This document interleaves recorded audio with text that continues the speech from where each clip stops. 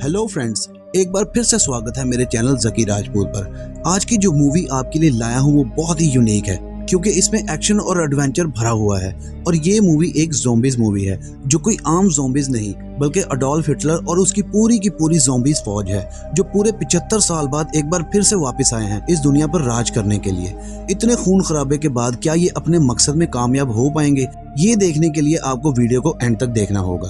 और इस वीडियो को शुरू करने से पहले आप सब दोस्तों से एक छोटी सी रिक्वेस्ट है, चैनल को सब्सक्राइब कर लें और बेल आइकन को ऑल पर प्रेस कर लें और वीडियो अच्छी लगे तो एंड पर जरूर लाइक करें। और अब बढ़ते हैं वीडियो की तरफ। फिल्म के शुरू में हम एक प्लेन को देखते हैं जो पैसेंजर्स से लैस हिंद महासागर के ऊपर से गुजरता हुआ अपनी मंजिल की तरफ जा रहा है। प्लेन में मौजूद तमाम पैसेंजर्स जो किसी भी खौफ और खतरे से बेखबर अपनी अपनी बातों में मसरूफ सफर को एंजॉय कर रहे हैं, लेकिन उन्हें बिल्कुल भी मालूम नहीं था कि कितना बड़ा खतरा उनकी तरफ बढ़ रहा है। तभी एक छोटी बच्ची अपने बाप से पूछती है कि हमें कितना वक्त लगेगा पहुंचने में, जिस पर उसका बाप कहता है कि अभी हम हिंद महासागर के ऊपर से गुजर रहे हैं, अभी काफी वक्त लगेगा। फिर वो बच्ची विंडो से बाहर देखने लगती है जहाँ उसे कुछ अजीब सा मंजर दिखाई देता है। वो अपने बाप से कहती है कि बाहर हवा में शार्क्स उड़ रही हैं, जिस पर उसका बाप बच्ची की बात पर ज्यादा गौर नहीं करता। उसी प्लेन में मौजूद एक पैसेंजर जो अपने वीडियो कैमरे से प्लेन के बाहर की वीडियोस को शूट कर रहा था, उसे भी हवा में शार्क्स उड़ती हुई दिखाई देती हैं, जो वो अपने कैमरा में रिकॉर्ड कर लेता है। तभी हमें जहाज के बाहर का मंजर दिखाते हैं जहां बहुत सारी शार्क्स प्लेन के साथ साथ उड़ रही होती हैं और उन शार्क्स पर कुछ लोग भी सवार होते हैं जिन्होंने फौज की वर्दी पहनी होती है। और वो शार्क्स पर सवार लोग प्लेन पर हमला कर देते हैं। एक बड़ी शार्क प्लेन के सामने आकर पायलट्स को खा जाती है और जब वो शार्क पर सवार लोग प्लेन के अंदर पहुंचते हैं तो हमें पता चलता है कि वो इंसान नहीं बल्कि ज़ॉम्बीज़ हैं। और फिर वो ज़ॉम्बीज़ प्लेन के पैसेंजर्स पर हमला कर देते हैं और बड़ी बेरहमी से एक एक करके तमाम लोगों को मारने लगते हैं। इनके साथ साथ इनकी शार्क्स भी जालिम और आदमखोर हैं, यानी वो भी ज़ॉम्बीज़ हैं। और फिर वो तमाम के तमाम पैसेंजर्स को मारकर और प्लेन को तबाह करके वहाँ से चले जाते हैं। और अब ये शार्क्स वाले ज़ॉम्बीज़ कौन हैं और ये लोगों को क्यों मार रहे हैं, ये तो हमें वीडियो में आगे चलकर ही पता चलेगा। यहीं से सीन कट होता है और फिल्म के अगले सीन में हमें न्यूयॉर्क सिटी दिखाते हैं जहां हमें रेक्टर टेक्नोलॉजी कंपनी दिखाते हैं। ये कंपनी दरअसल प्राइवेट लेवल पर अमेरिकन आर्मी के साथ मिलकर सिक्योरिटी और कमांडोज प्रोवाइड करती है। इस कंपनी के सीईओ प्रोफेसर रेक्टर को दिखाते हैं जिनकी एज 115 साल है। वो अपनी गर्दन में एक इंजेक्शन इंजेक्ट करते हैं जिसके बाद सिस्टम उनकी एज 75 साल बताता है, जिससे उनकी बॉडी चलने फिरने के लिए स्टेबल हो जाती है। अब अगले सीन में हम देखते हैं कि प्रोफेसर रेक्टर अपनी बेटी एंजेलिका के साथ उस प्लेन में हुए अटैक की वीडियो देख रहे होते हैं जो उसी प्लेन के एक पैसेंजर ने बनाई थी, जिससे उन्हें पता चलता है कि कोई अजीब ताकत है जो अपने होने का एहसास दुनिया को बताना चाहती है। और अब एक बार फिर से सीन कट होता है और हमें डेब्ला को दिखाते हैं जो प्रोफेसर रेक्टर की बड़ी बेटी है। और रेक्टर कंपनी को यहाँ आर्किटेक्ट एरिया में एक बहुत बड़े समुद्री जहाज के सिग्नल मिले हैं जिसे डेब्ला यहाँ सर्वे करने आई है, क्योंकि ये समुद्री जहाज रेक्टर कंपनी के मुताबिक 100 साल पुराना है जो नाजी हुकूमत यानी हिटलर के दौर में इस्तेमाल हुआ था। अब डेब्ला इतने बड़े जहाज को देखकर बहुत हैरान होती है क्योंकि इतना बड़ा जहाज उसने पहले अपनी जिंदगी में कभी नहीं देखा था। अब डेब्ला जहाज के अंदर चली जाती है जहां उसे कुछ लाशें दिखाई देती हैं और तभी उस पर कुछ ज़ॉम्बीज़ हमला कर देते हैं जिन्होंने फौज की वर्दियां पहनी होती हैं। डेब्ला उन सब का काफी मुकाबला करती है और फिर उन सब को मार गिराती है। अब डेब्ला को मालूम हो चुका था कि ये जहाज कोई आम जहाज नहीं है, इसीलिए वो छुपते छुपाते आगे बढ़ती है। डेब्ला के सूट पर एक लाइव कैमरा लगा हुआ था जिससे उसके फादर प्रोफेसर रेक्टर वहाँ की हर चीज को देख रहे थे। डेब्ला एक तरफ देखती है जहां पुराने मॉडल के काफी प्लेन्स खड़े होते हैं जो उनके अकॉर्डिंग 100 साल पुराने हैं। वो थोड़ा आगे बढ़ती है तो उसे एक बहुत ही अजीब सा मंजर दिखाई देता है। उसे हजारों की तादाद में नाजी फौज की वर्दियों में ज़ॉम्बीज़ नजर आते हैं जो किसी रीहीलिंग मशीन के साथ लटक रहे होते हैं। प्रोफेसर रेक्टर ये मंजर देखकर अपनी बेटी से कहते हैं कि ये सब कुछ मुझे मेरे गुजरे हुए वक्त से जुड़ा हुआ लगता है और साथ ही वो अपनी बेटी से कहते हैं कि वो फौरन वहां से निकले। डेब्ला वहां से निकलने के लिए एक दरवाजे में जाती है तो वो और भी हैरान कर देने वाली चीज देखती है। उसे वहां बहुत बड़ी बड़ी शार्क्स दिखाई देती हैं जो उन ज़ॉम्बीज़ की तरह ही ज़ॉम्बी शार्क्स हैं। तभी एक ज़ॉम्बी डेब्ला पर हमला कर देती है। वो ज़ॉम्बी दरअसल इस ज़ॉम्बी फौज की कमांडर है और इसकी फाइटिंग स्किल्स डेब्ला से ज्यादा हैं, जिसकी वजह से वो डेब्ला पर भारी पड़ जाती है। वो एक इंजेक्शन डेब्ला के चेस्ट पर लगा देती है जिससे डेब्ला बेहोश होने लगती है, लेकिन वो ज़ॉम्बी डेब्ला को मारने की बजाय जिंदा छोड़ देती है। और अब डेब्ला जहाज से निकलने के लिए बाहर की तरफ भागती है जहां उसे वही ज़ॉम्बीज़ शार्क्स हवा में उड़ती हुई नजर आती हैं, लेकिन वो थोड़ी ही दूर जाकर इनविजिबल यानी अदृश्य हो जाती हैं और देखते ही देखते जहाज भी बर्फ के अंदर जाने लगता है और फिर जहाज भी इनविजिबल हो जाता है। और अब सीन कट होता है और अगले सीन में हम रेक्टर कंपनी की रिसर्च लैब को देखते हैं जहां डेबला को रेस्क्यू करके लाया गया है। डेबला उठने के बाद खुद को कुछ बेहतर फील नहीं कर रही होती। उसे खुद में ज़ोंबीज वाले लक्षण नजर आ रहे होते हैं। दरअसल वो ज़ोंबी ने जो डेबला को इंजेक्शन लगाया था वो एक ज़ोंबी वायरस था जिससे वो डेबला को भी ज़ोंबी बनाना चाहती थी। और अब अगले सीन में हम रेक्टर और उसकी दोनों बेटियों को देखते हैं जो खाने की टेबल पर बैठी होती हैं। तभी एंजेलिका रेक्टर से कहती है कि ये सब आपके पास्ट से जुड़ा हुआ है, ऐसा आपने कहा था, तो आज आप हमें अपने पास्ट के बारे में बताएं क्योंकि आपने हमें कभी भी अपने गुजरे हुए वक्त के बारे में कुछ नहीं बताया। जिस पर प्रोफेसर रेक्टर उन्हें बताता है कि ये बात सन 1942 की है जब ब्रिटिश फौजों ने जर्मन फौज यानी नाजी फौजों का खात्मा करना शुरू कर दिया था।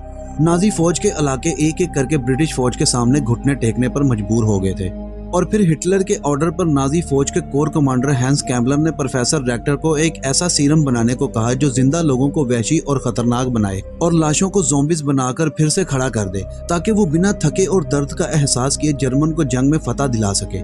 प्रोफेसर रेक्टर जो उस समय नाजी फौज के रिसर्च लैब के हेड प्रोफेसर थे, उन्होंने आखिरकार वो सीरम तैयार कर दिया जिसका नाम इन्होंने प्रोजेक्ट K7B रखा। लेकिन इस जंगी माहौल में वो इस सीरम का एंटीडोट नहीं बना सके।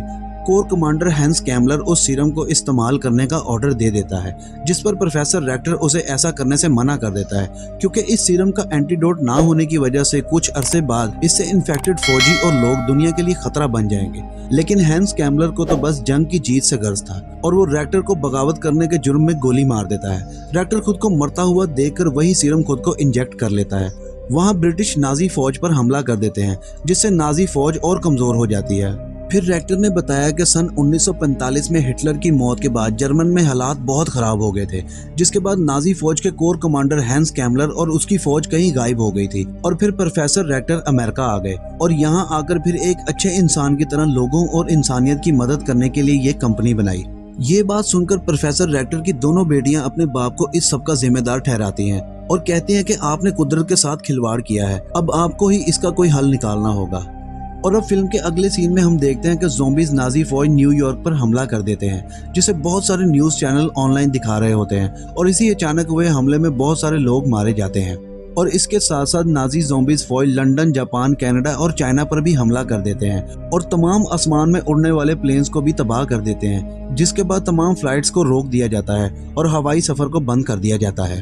प्रोफेसर रेक्टर अमेरिकन आर्मी के जनरल फ्रास्ट से एक वीडियो मीटिंग करते हैं जिसमें अमेरिकन प्रेसिडेंट और FBI के कुछ ऑफिसर्स और साथ ही जापान से शार्क्स की डॉक्टर क्वीन और रेक्टर कंपनी के स्पेशल कमांडोज फोर्स के हेड भी होते हैं।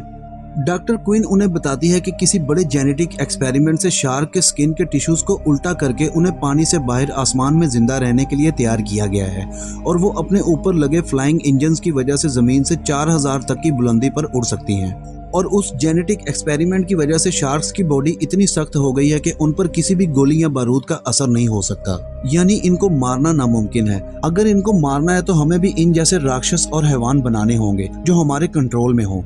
लेकिन FBI इस बात को रद्द कर देती है और कहते हैं कि मुश्किल से निकलने के लिए ये कोई बेहतर हल नहीं है जिसमें एक राक्षस को मारने के लिए हमें दूसरा राक्षस बनाना पड़े, और अगर वो राक्षस भी हमारे कंट्रोल से बाहर निकल गया तो हम क्या करेंगे।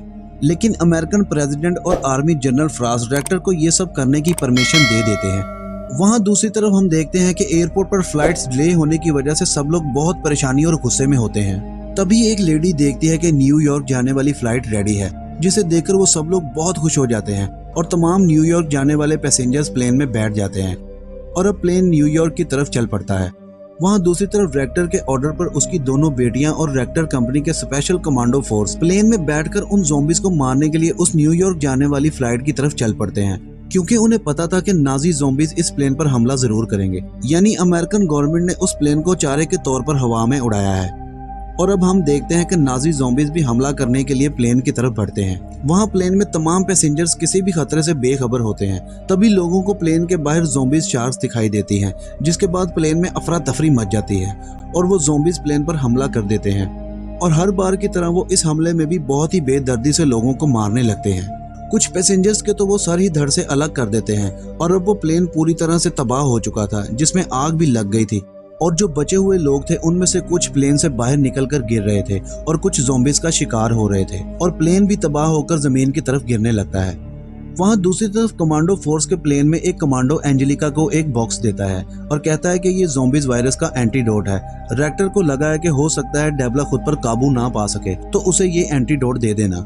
जिसके बाद एंजेलिका रेक्टर से बात करती है और कहती है कि अगर ये एंटीडोट आपने तब बनाया होता तो आज दुनिया इतने बड़े खतरे में ना होती, और आज आप लोगों ने मासूम लोगों को ज़ॉम्बीज का चारा बनाकर बहुत बुरा किया है। जिस पर रेक्टर कहता है कि हाँ, मैं मानता हूँ कि हमने ये फैसला बहुत बुरा किया है, लेकिन इसके बगैर उन्हें ढूंढना या उन तक पहुंचना बहुत मुश्किल था, और अब मैं जो करने जा रहा हूँ वो करने का मैंने कभी सोचा भी नहीं था, क्योंकि इसके बगैर उनका मुकाबला करना मुश्किल है।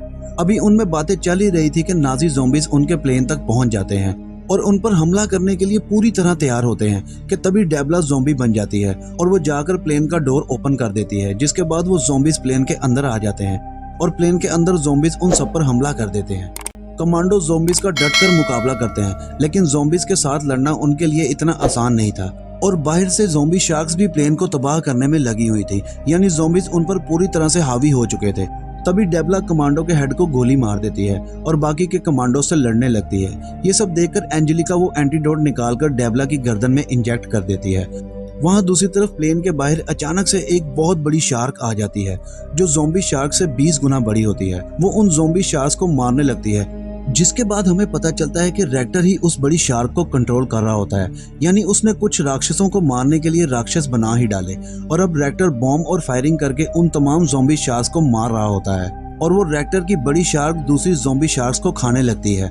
दूसरी तरफ प्लेन के अंदर भी कमांडो ज़ॉम्बीज को मार देते हैं और डेबला भी एंटीडोट लगने के बाद नॉर्मल हो जाती है और सारी मरी हुई ज़ॉम्बी शार्क्स हिंद महासागर में गिरने लगती हैं। ये मंजर देखकर आर्मी जनरल बहुत खुश होता है, क्योंकि ये मंजर देखने के लिए वो बहुत बेताब था, और साथ ही रेक्टर भी खुश हो जाता है क्योंकि ज़ॉम्बीज के खिलाफ इन्होंने जो मिशन किया है वो कामयाब हो चुका था।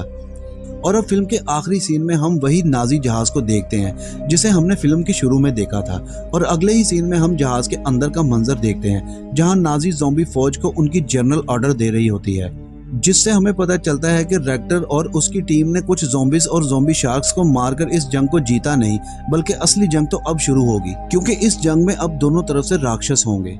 इसी के साथ फिल्म खत्म हो जाती है। तो दोस्तों, उम्मीद करता हूँ कि आपको ये वीडियो बहुत ही पसंद आई होगी। ये मूवी वर्ल्ड में सबसे पहले मैंने ही एक्सप्लेन की है, क्योंकि ये मूवी अभी तक रशियन लैंग्वेज में है और इस मूवी को प्रोफेशनल लेवल पर एडिटिंग करके आप तक लाया गया है।